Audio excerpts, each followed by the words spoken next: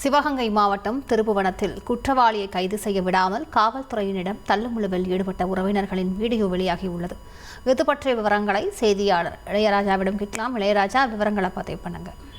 கண்டிப்பாக திருப்பாச்சித்தி அருகே ஆவரங்காடு கிராமத்தைச் சேர்ந்த அஜய் தேவா இவர் மீது 4 கொலை வழக்கு, டாஸ்மாக் கொலை, செயின் பறிப்பு என்று பல்வேறு வழக்குகள் இவர் மீது எல்லா ஸ்டேஷன்லயுமே தமிழ்நாடு இருக்குல்ல பெரும்பாலான காவல் நிலையங்களும் இருக்கு.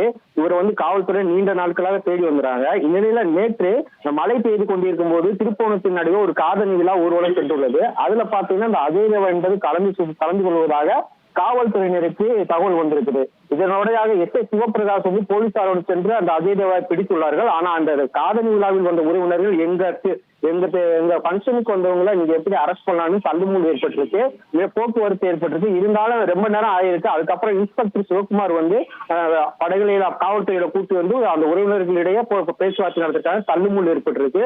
கொட்டுமலையிலும் காவல்துறையினரும் அந்த குற்றவாளியான சரித்திர பதிவேடு குற்றவாளியை அழைத்து சென்றிருக்காங்க. தற்போது அந்த தள்ளுமுள்ளான வீடியோக்கள் சமூக வலைதளங்களில் வைரலா வருகிறது.